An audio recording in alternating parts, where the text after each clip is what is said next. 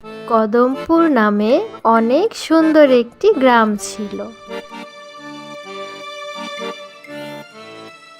সেই গ্রামে সিমরান নামে একটি ছেলে তার বাবা মায়ের সাথে থাকত। একদিন সে জানালার পাশে দাঁড়িয়ে কতগুলো পাখি উড়ে যেতে দেখে। তারপর সে বলল, পাখিরা কত সুন্দর, তারা যেখানে খুশি সেখানেই যেতে পারে, তাদের কোনো বাধা নেই। আমিও যদি পাখিদের মতো উড়তে পারতাম। মানুষ কি কখনো উড়তে পারে?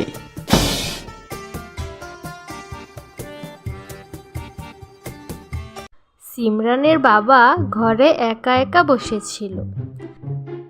সে তার বাবার কাছে গেল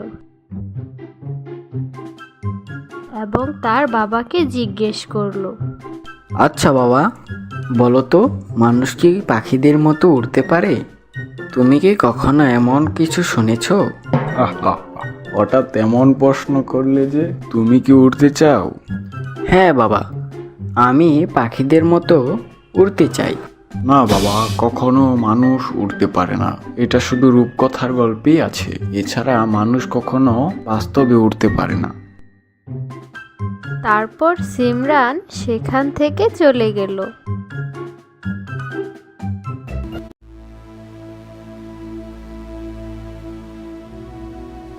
তারপর সিমরান একদিন তার বন্ধুর সাথে দাঁড়িয়ে মানুষের উড়ার বিষয়ে আলোচনা করছিল। এই বল্টু, তুই কি কখনো মানুষকে উড়তে দেখেছিস বা শুনেছিস?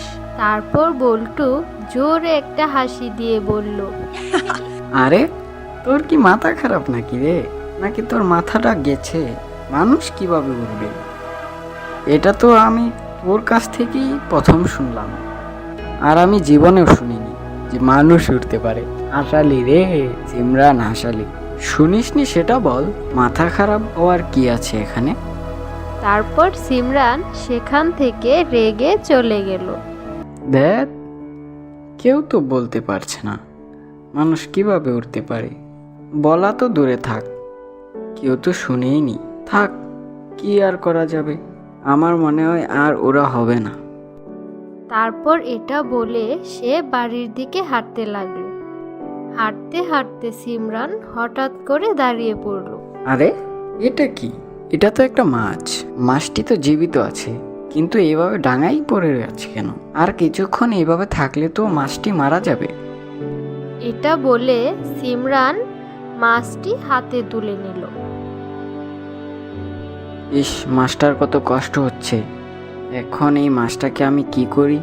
সে এদিক ওদিক তাকাতে লাগলো। এই তো, এই নদীতে এই মাছটাকে ছেড়ে দিই।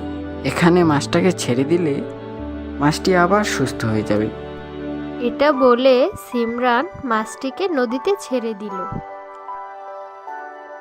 তখন সিমরানের সামনে একটি পরী আসলো। তোমাকে অনেক ধন্যবাদ, তুমি আমার জীবন বাঁচিয়েছো। তোমার এই কাজে আমি অনেক খুশি হয়েছি। বলো তুমি কি চাও? তুমি যা চাইবে আমি তোমাকে তাই দেব। আমার কিছুই লাগবে না।